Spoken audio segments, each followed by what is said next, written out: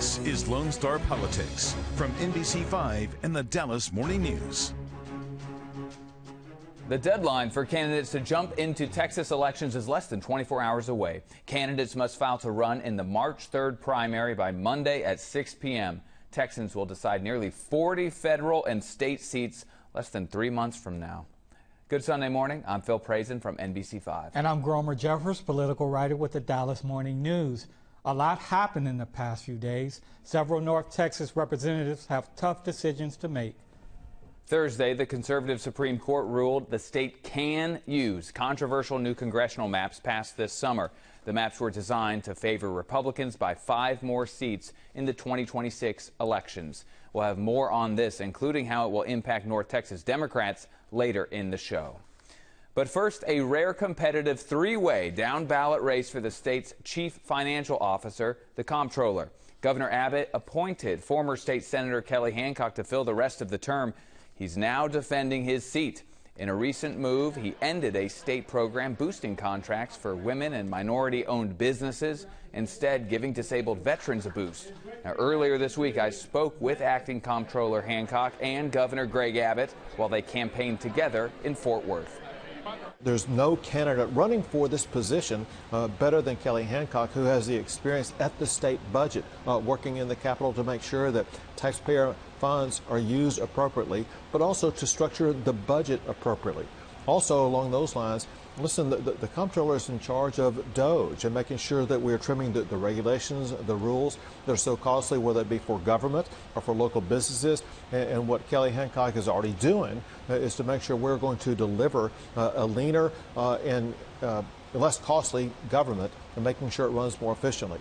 Also, the Comptroller was given the responsibility of implementing school choice. This is a massive program that's going to improve education across the state, and he's already shown his leadership in that regard. And he mentioned the school choice program, the education savings account. How will you make sure that the people who need it the most get that? Yeah, we're already making sure. I mean, so we're already working in that effort. You know, we've already established the rules, something I've been passionate about for 30 years. And, you know, I spent 13 years on a local school board, and I started a business from scratch, which is essentially what we're doing here. We're starting a new, largest in the nation, most successful in the nation. We're just going to prove that as we go. And I've been traveling the state from day one to make sure that the low income, those with special needs, have access to these funds, and they are the priority. Is it just a PR effort? Because there was obviously the concern that this would go more to rich folks who maybe had more time and energy to pay attention to the program and apply early. Or is there anything else that the state needs to do? Listen, it's really very simple, and that is some people can get bogged down in all the nuanced details. And so it is a part of communicating to the public exactly what was done and how they can go about the process of tapping into the program, because the goal is twofold here. The goal is to ensure that every parent is going to have the ability to choose the education pathway best for their child, but secondarily to ensure that we are creating the stepping stone that will put Texas on the pathway to ranking #1 in education in the United States. The governor mentioned the DOGE efforts, making sure that taxpayer dollars are spent efficiently, not wasteful, no fraud. Now, Republicans have controlled the state for a couple decades now. Are you going to be okay with maybe investigating and telling Republicans, maybe there are other Republicans, that their programs are wasteful, that their programs can be more efficient? You're okay with that? It could be even the governor's program. Yeah, absolutely. In fact, we worked together when I was chair of Business and Commerce and had many conversations on, hey, how can we boost the economy more? And so as chairman of Business and Commerce in the Senate, which I did for 5 years, we did a lot of that deregulating. We did a lot of that getting government out of the way. I mean, there's a reason we have margaritas to go today. There's a reason you can do so much online today, and that's us working together in that effort.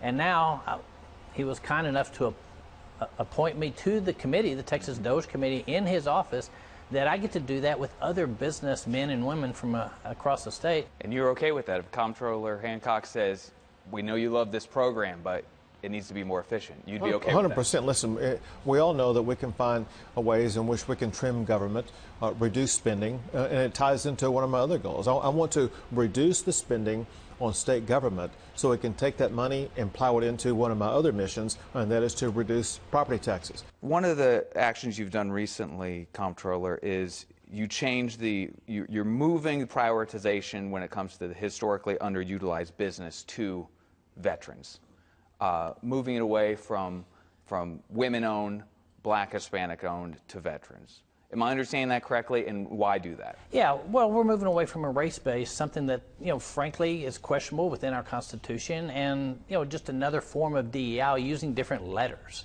And so we recognized that as soon as I got into the agency, began working on a solution that would take care of our veterans, especially our disabled veterans. We have 180,000 veteran businesses in the state. And so what we want to do is create a level playing field. We don't want to have anything simply race-based. Mm-hmm. And as comptroller and as governor, our priority is making sure we get best value for taxpayer dollars. And what this ensures is that whether it be a procurement or a contract, that we're looking for best value of your dollars to make sure that we spend those dollars effectively and efficiently. Don't Black people, women, Hispanic folks deserve to be at the table when it comes to that? Well, let's be clear. They are at the table. And that is, it doesn't matter what your race is. We're all Texans, and all Texans will be at the table. All he's talking about is that there is a prohibition in the Constitution to discriminate on the basis of race or sex. And that doesn't mean that if you're Black or Hispanic or a woman or a man or white or whatever, you're going to be denied access. What we have in Texas, we have the best entrepreneurs. We have the best businessmen and women in our state of all colors, of all kinds, of all characters across our entire state. We want everybody at the table bidding to do the best job for our great state. Kelly Hancock faces two Republicans, Texas Railroad Commissioner Christy Craddock and former State Senator Don Huffines. And we reached out to the Craddock campaign but did not receive a response prior to taping this broadcast. We did speak with former State Senator Don Huffines, who has a long list of supporters, including Texas Senator Ted Cruz. We're spending over $500 million a day, every day in the state of Texas. I say, who's looking after that money? It's up to the comptroller. The comptroller is the chief financial officer of the state. I'm focused on the spending. I'm the taxpayer champion. I'm also a businessman. And I know every dollar we don't spend is a dollar we've saved, and we can apply it to property tax relief, and that's going to be one of my main focuses. Do you think there's any corruption happening in the comptroller's office right now? I can tell you this. When we've got this much money, there's a lot of sticky fingers in the cookie jar. That's just a fact. And you don't know unless you look. Nobody thought there was any corruption at Dallas County Schools, and there was a lot. That was one agency. And to give you the perspective on the scale on that real quickly, what Dallas County Schools spent in 1 year, the state of Texas spends in 9 hours. I haven't heard of anyone in Austin going to prison.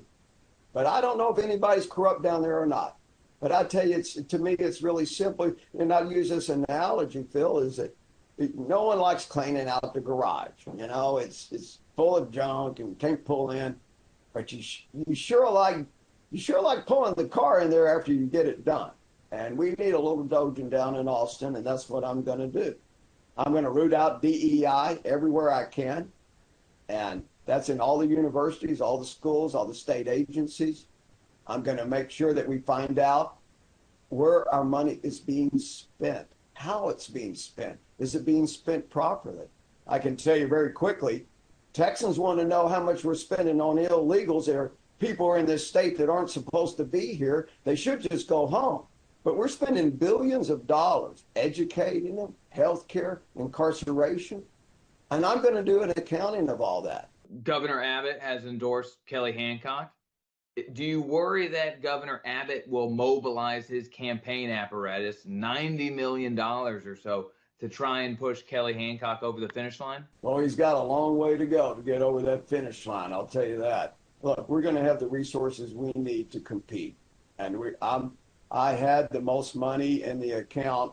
We do an accounting, and you file your financial report. Last one filed, big one was in July, and I had the third most cash in my account of anyone in the state of Texas that's running for office or holding an office.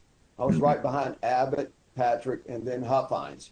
And so we've got plenty of resources to win this race, and we're going to win it. And so the endorsement from Abbott and his effort, you say you have Ted Cruz, you have Brandon Gill, you got plenty of high name ID people as well. I do. Well, look, one I didn't tell you because it's heavy on my heart is Charlie Kirk. Charlie Kirk made a rare endorsement when he endorsed me for this race. And I'll just give you his quote. Charlie said, I'm the only candidate in this race that's got the track record and also the courage, which is so important. You know, Phil, this is a fascinating race because they're all conservative, but they come from different branches. And you mentioned Abbott's political machine. Can Abbott get Kelly Hancock across the finish line in a primary where in many instances Huff Hines has the support of Cruz and appeals to the most conservative actor. The grassroots folks. Exactly. But this is going to be, I think, a larger primary electorate than in the past because you got so many interesting races, including Senate and Attorney General. Interesting. It is going to be the one to watch. Surprisingly competitive for the state comptroller. Yeah, well, when people hear comptroller, they hear money, so maybe that'll drive them out. Coming up, sports, money, and politics intertwine when a booster puts millions into a university's sports program.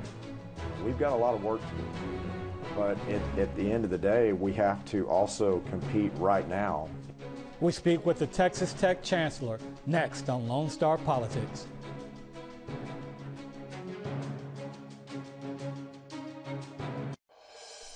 Texas Tech University System Chancellor Brandon Creighton was a lawmaker in Austin for 20 years and was the chair of powerful education committees.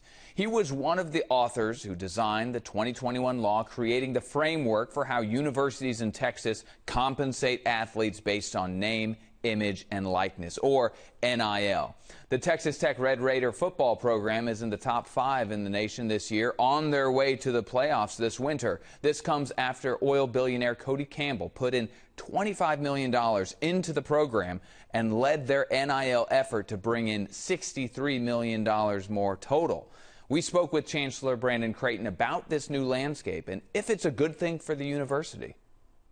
Is NIL good for the sport? Mm-hmm. Well, there's one thing we know for certain is that college sports and athletics are evolving. And it was controversial in the 1950s when full scholarships were offered at that time. Many people at that time thought it would change college athletics forever to the negative. But at the end of the day, there's been high court rulings on exactly what the legalities are for student athletes being compensated, and that's the law of the land. So it's up to all of us working in this space to make sure those student athletes are protected, but also the integrity of the sport is protected. In Texas Tech, there was the chair of the board, Cody Campbell, gave $25 million. Also, the donors gave the whole program $49 million. I mean, could this be a race to just raise money for the players? Yeah, I mean, I understand the nexus between the NIL account or the presumed account and the success of the team. Mm-hmm. I would ask LSU about that recipe, right? Top 4 in the nation in NIL valuation, and obviously a very low performance this year in their productivity. So I would give the success of the Texas Tech Red Raider football team to the players and to Coach McGuire and the assistant coaches. And certainly in this day and age of NIL, these big programs from the bigger conferences are going to have some wealthy infusion of dollars. But at the end of the day, that doesn't necessarily tie to a winning record. What about the smaller schools who can't find a billionaire or tens of millions of dollars? Are they boxed out of winning? Yeah, well, I think it's important. It's not just the smaller schools. I think there have been Division I larger football programs this year, their coaches and athletic directors talking about the fact that they don't have the resources in the NIL presence to compete. But then there's also, been some success among programs that didn't have those resources as well. We're in the Wild West still for for the NIL landscape. I think Chairman Cody Campbell's efforts, among many others, to revise these media acts from the 60s, when at that time professional athletes were compensated, but outside of scholarships, college athletics was not. We're just at a different day and age. What has your experience in the legislature passing these NIL bills given you now that you're leading a university system? What kind of perspective do you have? Well, ground floor. You know, when we started out in 2021, it was a newer concept. The plane had taken off, where Texas was one of the only states in 2021 with SEC schools and Big 12 schools, for example, that were not part of the NIL landscape. And if we would have opted to not participate and create laws related to NIL, the recruiting disadvantages would have been like a death sentence to those programs. Not just for 1 year, but for many, many, many years. And I don't know that we could have recovered. So we had to join the effort, whether we liked it or not. And the student athletes deserved it. I mean, if the high court rules that student athletes are due compensation, and the state of Texas, for its athletes in particular, say we're still not going to compensate them or allow them to be compensated, what would that signal to all of the student athletes around the country considering a Texas university path? Your bills in the legislature really focused on protecting the rights and kind of the well-being of the student athletes. What are you going to be watching as this NIL becomes bigger and bigger? Because we just had an NBA scandal, right, where there was so much money involved that people were throwing games, betting on the games. Is there ever going to be a point that there's just too much money in the system? Well, there are many efforts ongoing to protect the student athlete in that regard and to protect the integrity of the sport. Senator Cruz from Texas, working in Washington, modeled the Texas bill and had other provisions in place to try to accomplish something at the federal level. And we've got a lot of work to do. But at the end of the day, we have to also compete right now in the system that we have. Gromer, this is an interesting issue because I get the impression, talking to college leaders, that they don't want to live and die by how many billionaires they can get to donate to their program. But if they don't do it, their program is over compared to Florida, California, these other states that will do it. Yeah, it's a whole new ball game, and if they don't participate, they will. He mentioned that their teams won't win, they won't be competitive. Texas loves its football, and so you got to be able to play the game. And there's a lot of money in Texas, so a school like Texas Tech will be able to compete because they can rely on some billionaire or somebody to help fund their NIL efforts. But I tell you what, this has leveled the playing field for them, but it's going to continue to evolve. The chess pieces fall into place after the Supreme Court decision on the state's new redistricting map. We'll have that, and we'll look ahead to a big announcement expected tomorrow, next on Lone Star Politics. As we mentioned earlier, the deadline to file to run for Congress is tomorrow. Texas Congresswoman Jasmine Crockett of Dallas said she will make a big announcement tomorrow afternoon. We will find out if she's running for re-election in her current Dallas District 30 or if she jumps into the race for U.S. Senate.